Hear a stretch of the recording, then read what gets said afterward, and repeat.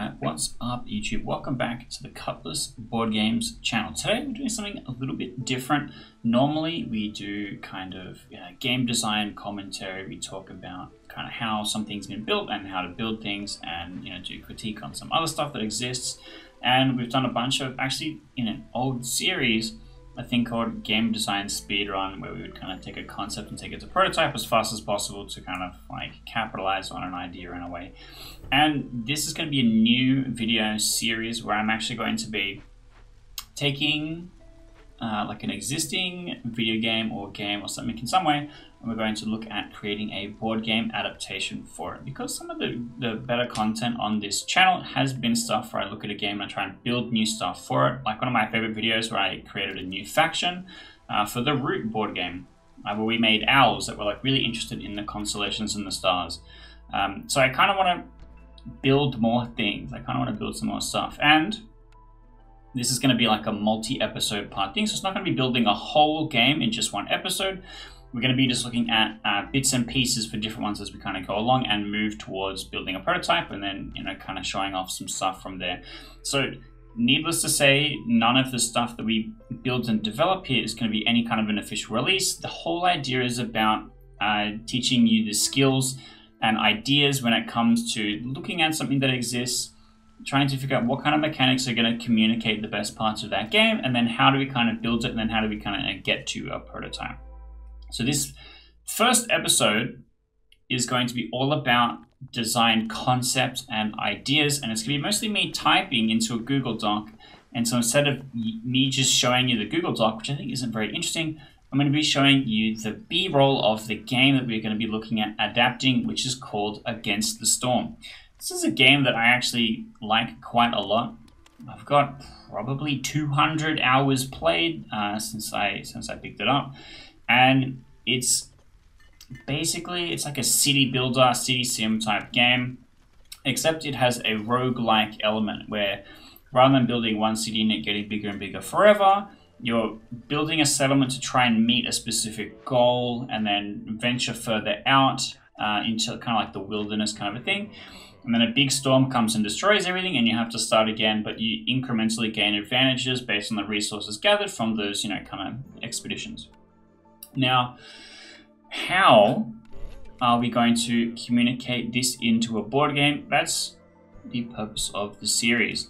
The first and most obvious thing is it's going to be a worker placement game. Kind of the core of the thing is that you have, you can see it in the top left corner, kind of like above me, is a few different races in the footage that I've recorded. I've got dwarves, lizards, and foxes from top to bottom, but there's frogs, humans, there's a whole bunch of different options, and each of them have different specialities when it comes to working in different buildings.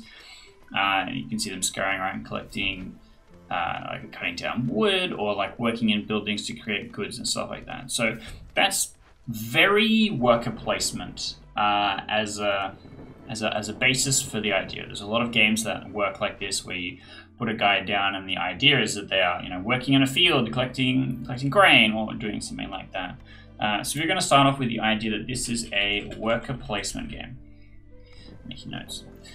Okay, well, what else makes Against the Storm unique from any other video game? Well, we have the roguelike element, and I think the analog to a board game in the roguelike element is usually something like a legacy game, where it's intended that you have a series of sessions that are individually unique but contribute to an overall experience. I don't really want to sit here and design a legacy game. That's probably a bit beyond the scope of a small video series.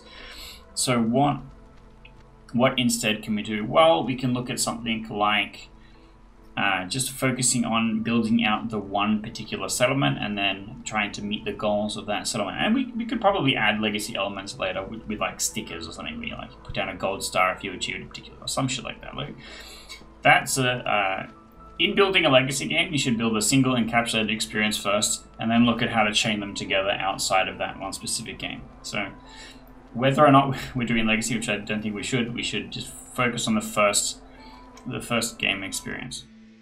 Now, one of the main mechanics, and usually determines how you pass or fail is this, you know, have this little bar at the bottom.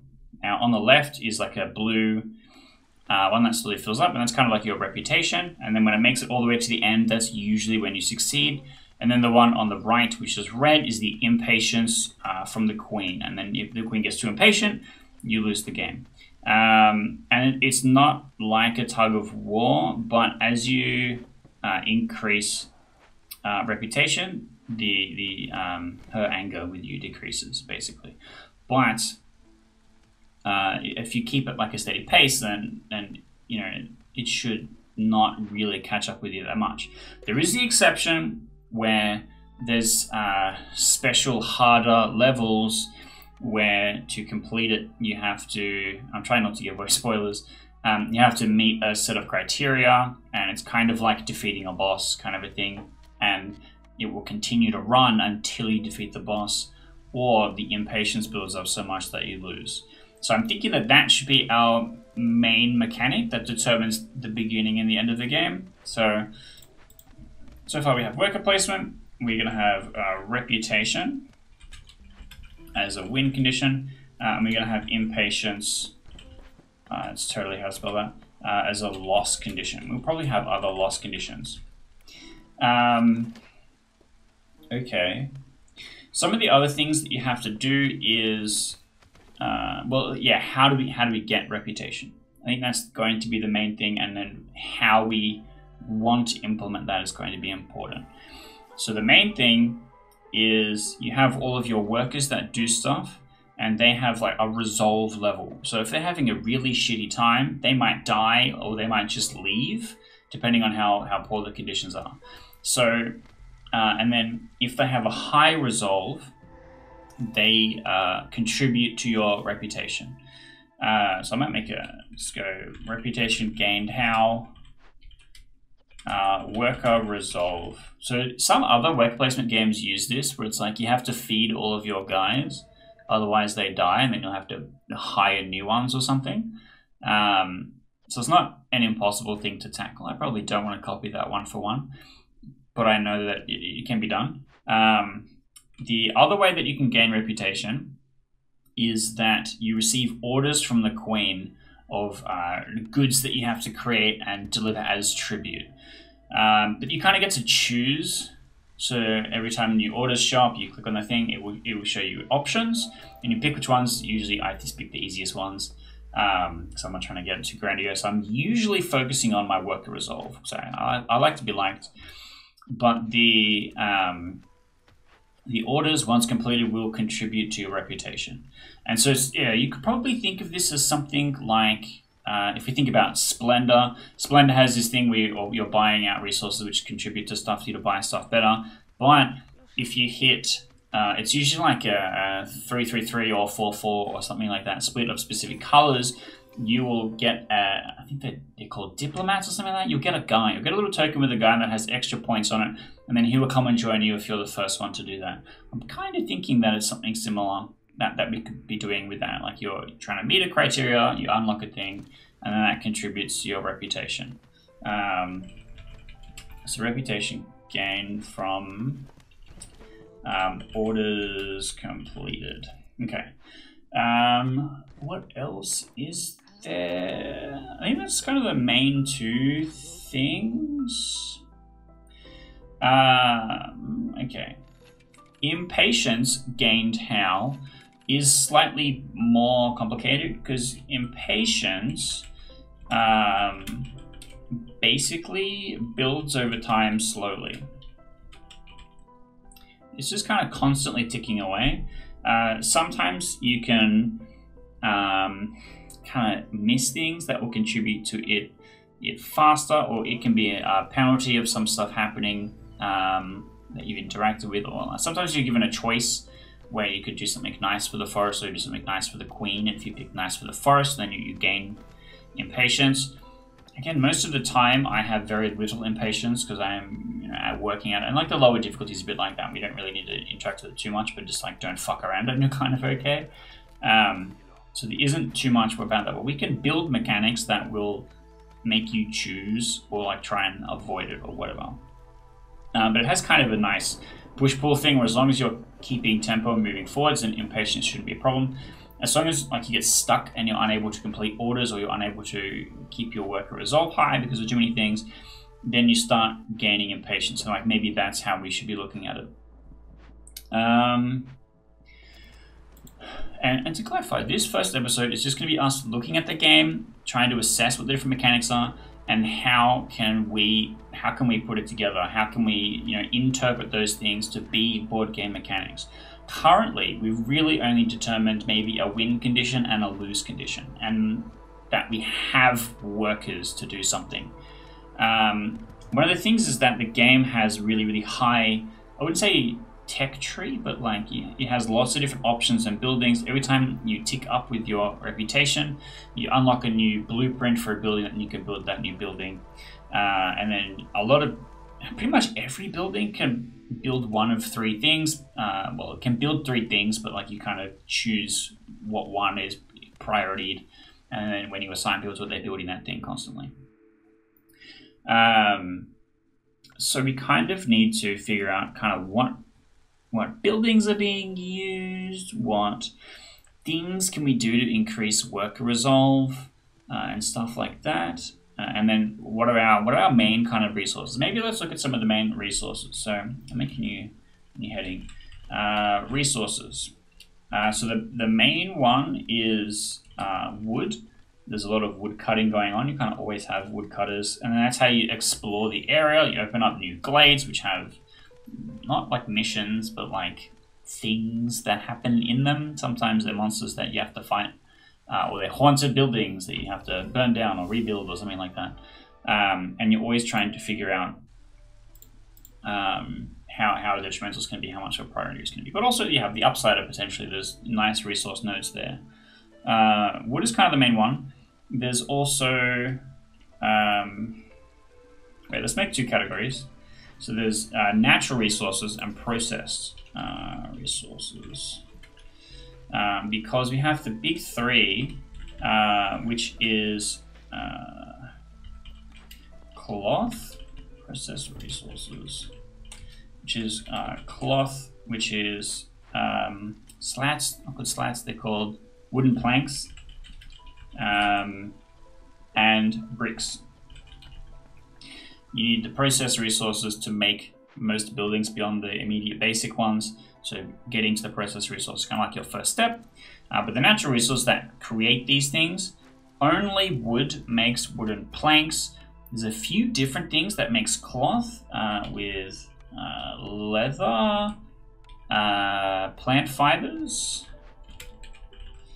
I think there's another one. I'm doing this all from memory, by the way. Plant fibers, something else. And then bricks, you have rocks and clay.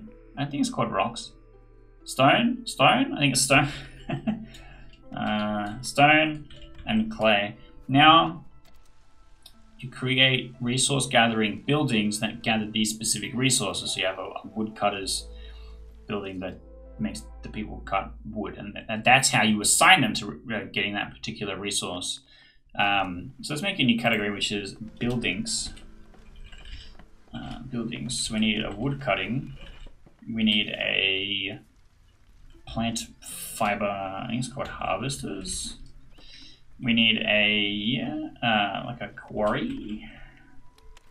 I know it's not called that. It's not a mine either, because mine is copper and coal and stuff. Okay. So I think this is going to be the bedrock for all of the construction of the other buildings in the future.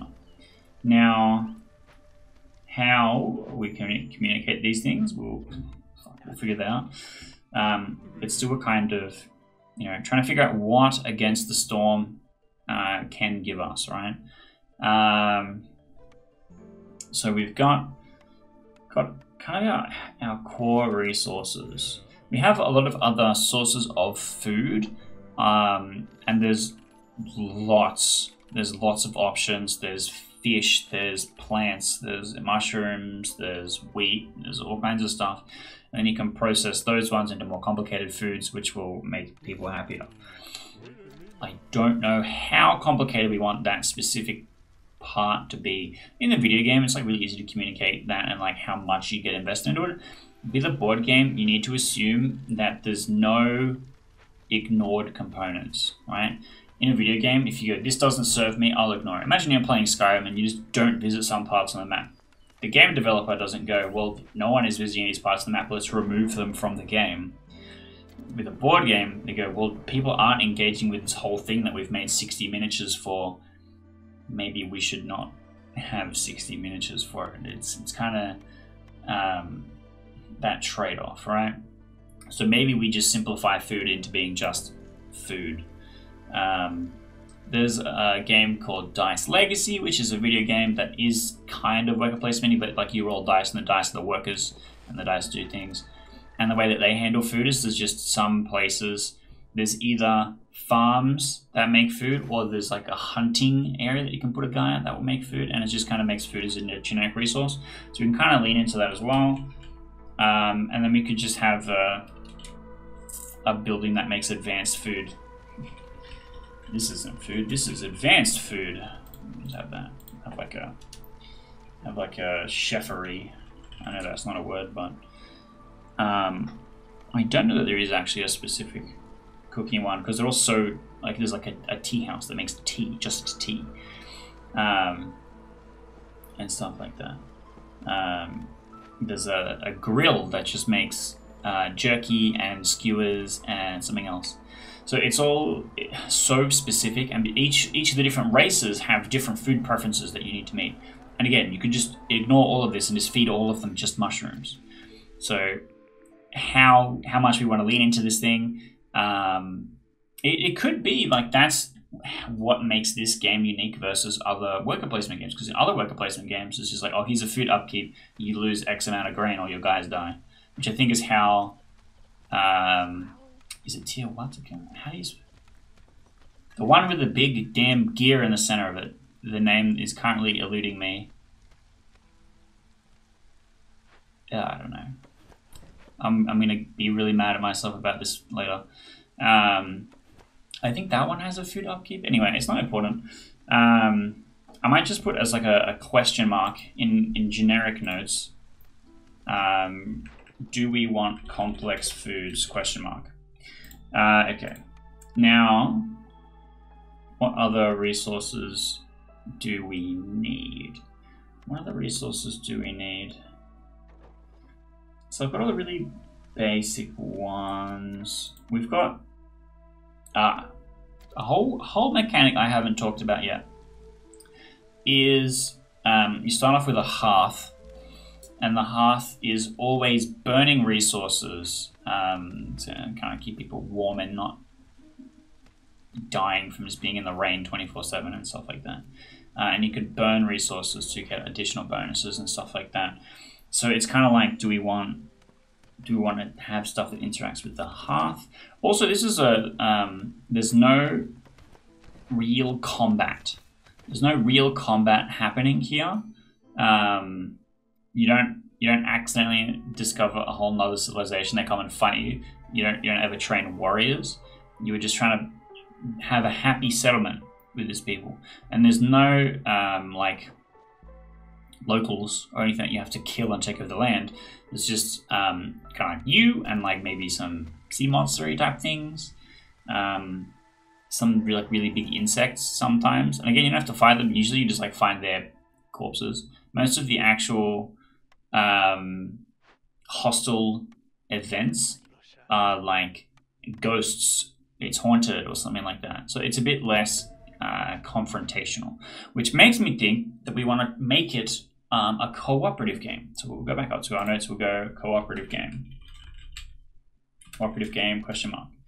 And how I'm leaning into thinking for this is that each player plays as one of the different races, and you could probably choose from the list because there is like 7 or something. Beavers being my favorite because they're the best woodcutters. So players choose a race, and then that means that you're responsible for your specific team's, your contribution to the team's reputation gain, and then your responsible for your workers' resolve. So if I'm doing the beavers, I'm good at the wood cutting. I'm good at being in the mines, which I think is the thing that changed recently with the DLC. I'm good at there's like the lumber mill that makes wooden planks. I'm good at that. I'm good at I'm trying to think what's some other shit. And so that means that I go, okay, these are the things that I'm good at. I get advantage from. I should, I should focus on these things. But there will be always races that they don't have because there will be less players available than there is races available. So there'll be things that no one is specialized at, and then we go, okay, we can commit to this thing. We can focus on doing this thing. So race specializations. Specialization. Well, at least Google knows what I mean. Okay. So maybe we do actually want to do the really complex foods thing, because if I'm beavers and beavers like specific foods, then I'm invested in us making those specific foods to get the worker resolve that I need. But buildings can build specific things, and if there's too many workers on it and they're focused on building other stuff, I might not be able to get the stuff that I need, and I have to negotiate with the other players to try and get the thing that I want. It's kind of interesting. So buildings, which in that case, maybe we don't do... I would have to literally go scroll through the game and find the full list of foods and stuff like that and how they fit into different things, which is not something I'm going to do in the video. That's something I'll do off screen, and we'll come back to that in the next episode where maybe I've got a bit more of a detailed document. We can go through and look at the document. But like I said, episode 1, we're just looking at what we can get out of the game rather than specifically working on building something. I know I am, over the last couple of minutes, looking at kind of how things will be built and how they go together, but I'm kind of more specifically focusing on what the mechanics are that exist in the game and what makes the game unique. So rather than advanced food question mark, I'm going to go import list of foods per racial preferences. Cool. Because, for example, a lot of the meat-based foods make the lizards happier. So if you're playing lizards, you're like, well, I want to grill, or whatever. Okay. So in that case, we need the import the list of food type buildings. Now, if we made a game that was all about making the settlers happy, then we would just go, this is a cooking game. This is all about cooking and making the resources that are going to make them happy. But they have other needs. The workers have other needs. We are talking about clothing, boots, shelter,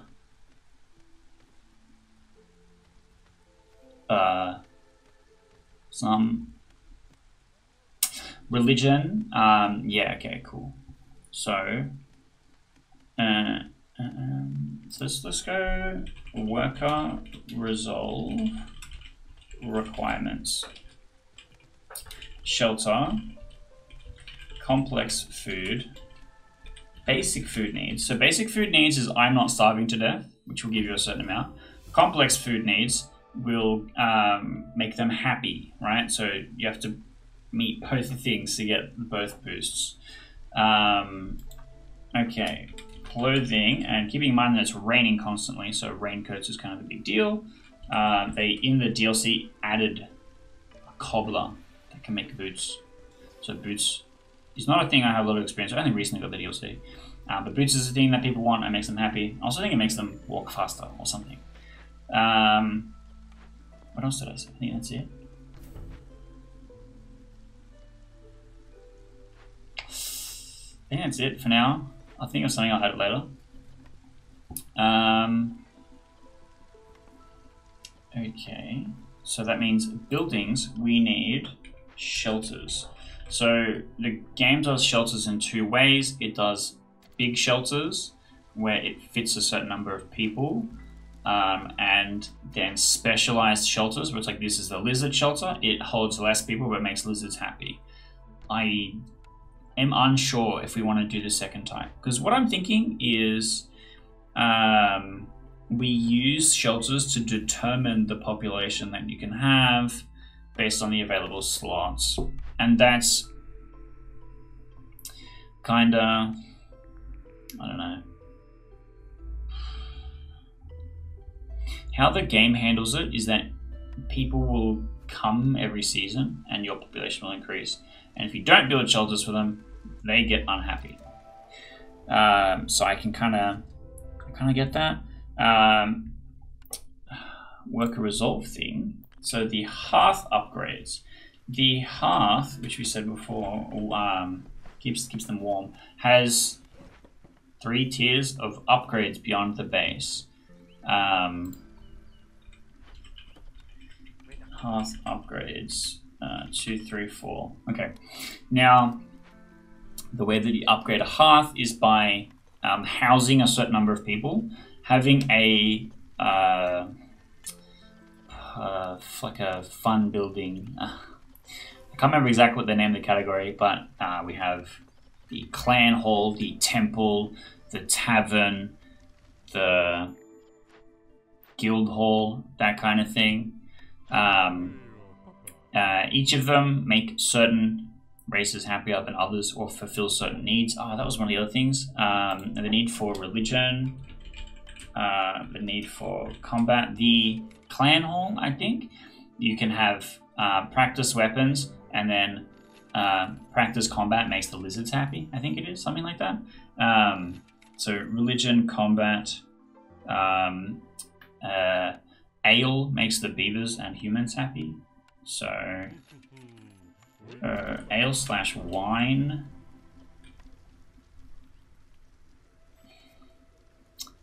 Trying to think what the other ones provide. We'll come back to this. Okay. So yeah, the hearth upgrades. So to make the hearth upgrade, you need people sheltered, public fun buildings, and decorations. Now the decorations are usually like parks, gardens, fountains, and they contribute a specific amount as well. So we're going to go decorations, and we're going to say that decorations directly tie into the worker resolve requirements. So they kind of do, except they just like contribute to the hearth upgrading. So it's like kind of self-contained. Okay, so let's pretend that is the completed list of everything that will work towards worker resolve. But we have this other thing that we've not talked about for a while, which is the orders. And the orders require you to create specific goods. So we should make a series of buildings that are just good at making money. It's like amber is like the main currency. We want stuff that's going to. There's a specific building that creates packs. So it's like packs of building materials, packs of luxury goods, packs of crops. And I think we should lean into this. Buildings. I don't remember what it's called, but it's like packs of crops, building materials, luxury goods. And we should make enough buildings that can make these things. So import list of goods for selling buildings. Cool. Okay. So, and then we'll have orders that will tie into those things. So it has to require you to get stuff that's not going to be tied into work resolve. It's going to be specifically for making money, which I think is fine.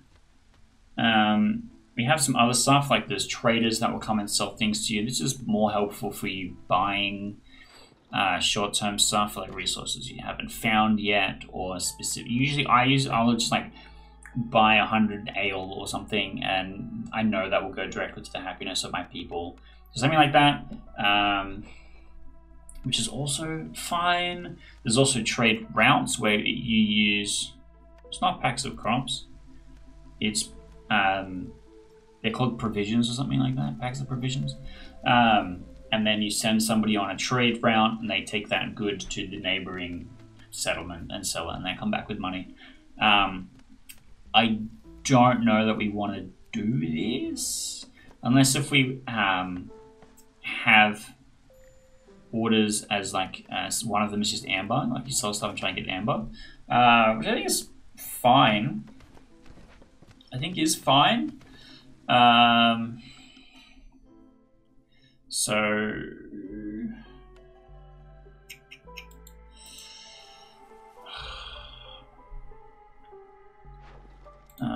impatience requirements. Sorry, orders, not orders. Impatience is what you get when you fail orders. Order requirements is going to be complex goods and amber. I think is the easiest. Also, certain buildings constructed. So you might have to build something that you don't specifically need, and that costs you to spend the resources, but it ticks the box, which makes the order go through and you get the less impatience, which I think is fine. One of the other main mechanics in the game that we haven't talked about yet is the seasonal cycle. There is 3 seasons. Clearance, drizzle, and storm. It doesn't go in that order. I think it is drizzle, clearance, then storm? Green, yellow, blue. Storm being the worst one. Storm is where all the bad stuff happens. And then you have like a planting crops, harvesting crops, storm. Planting crops, harvesting crops. It kind of goes like that. So the clearance season is when you harvest all the crops. So that determines our seasons, and I think that should determine when the orders are, and we should have like negative repercussions during the storm season. So I'm making a new category down the bottom here, which is seasons. So we have drizzle, we have clearance, we have storm. I spelled that. How do I typo storm? So one of the other major things is that you can collect water, and each of the water from the different seasons is distinctly different. That's why they have a different color. And then you can install pipes in the different buildings, which spend this water resource, which make them go faster, or the people in them happier, or whatever. I don't know that we want to go that complicated, but I think water collection is an important part of it. Storm is in the title. So we should add to buildings water collection. And then water might be something that you use to assist with processing resources. For example, tea requires water, right? There's also an ore brick. So you have copper is one of them, and then there's another one that's blue, and it's called crystal or something. Crystallized dew. Okay, it's called crystallized dew, and that requires water to make. And then that could be an option. We could do something like that. We should have water collection, and then we can use that to create processed resources in a way as well, which I think is fine. And that could also potentially, if we want to upgrade buildings, do the same kind of things, I think that's fine. Now, here's the thing. All of this stuff that I've listed makes me think this is going to be a very large and complicated game. I'm currently thinking 2 to 3 players, so I might write that down. Let's make a new tab at the top. 2 to 3 players. I can never spell the word players correctly. So we want to have, how many unique races are in the game? Beavers, lizards, foxes, humans, elves, frogs.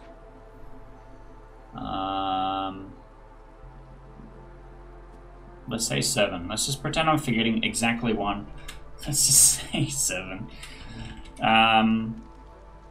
We need a deck of order cards, which will basically have goods to tribute conditions and how much reputation it gains. And then when you hit reputation thresholds, that removes impatience. And we need to find a way for impatience to gain over time. So it might just be that every season a little bit is gained, and then like after the storm a lot is gained or something like that. I want a deck of storm complications. When you're in some of the later levels, where the ones that I mentioned earlier, where you're not winning with reputation, you're winning by sealing away the ancient horror or whatever by completing the goals. The storm, every time the storm happens, there's a different plague, and the plague adds specific complications to the game. So you could be looking at something like that here. So I'm just going to put plagues question mark. Then we have probably meeples or some shit for the workers. We're looking at something like the root ones. We have faction-specific ones, and there's several hundreds, I don't know. Root question mark. We're going to need like 20 per person or something? 10 per person? I don't know, a lot? I'm sure this is one of those things we'll build the mechanics and go, okay, how many dudes do you really need to be assigning to things? And we'll figure that out. But what I'm actually thinking is tiles for all of the buildings and resources, possibly. It would be much easier for me to prototype just making everything cards. But I think the correct answer is to make tiles. And so we could use tiles to generate resource nodes. We could use tiles to generate where all the trees are going to be and stuff like that. So let's go tiles for all resource node types. And then tiles for all building types. This game is fucking huge. I need a full list of all of the buildings. The only ones that you're going to want to build multiple of are usually shelters. Sometimes the harvester ones, like the woodcutters and stuff like that. Woodcutters, they always end up with like 3 or 4. A lot of the other ones, usually 1 is fine because you can move them around. So I need tiles for all building types. We'd probably go just cubes for specific resources. So we can have player boards or like communal boards, it's probably better,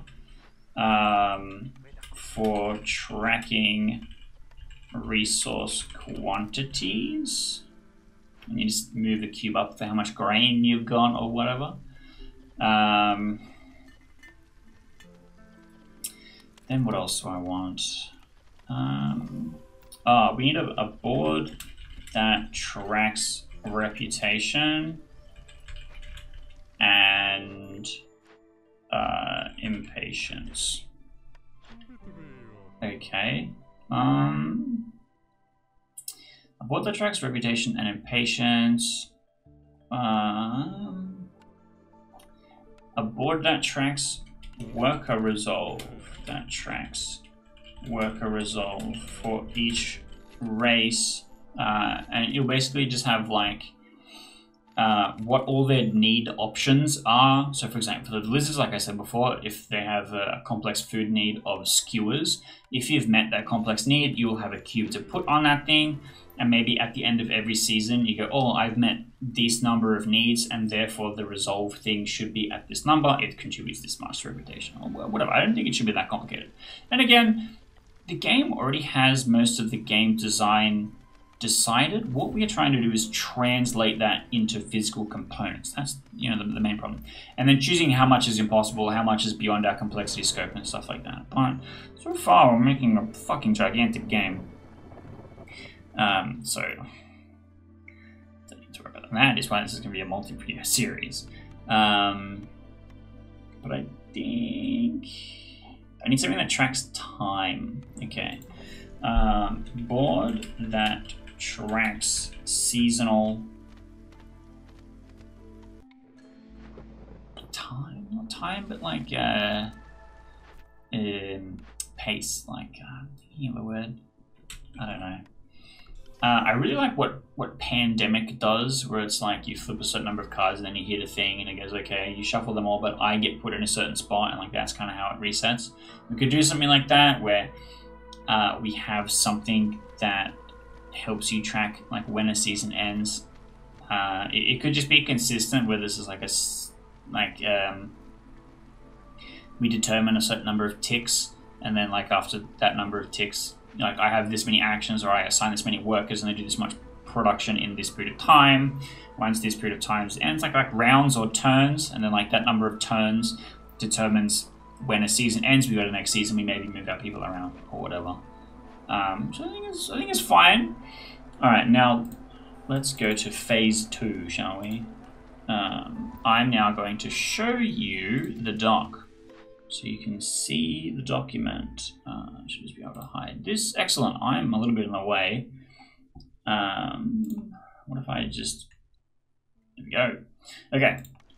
So this is just all the notes I've just been taking. And instead of you looking at this the entire time, I have B-roll in the background of the actual game, so you kind of know what we're talking about while we're talking about it. But this is the doc. And this is kind of what I do every single time. I just make a bunch of loose notes of what the ideas are. Sometimes it's in an Excel sheet instead.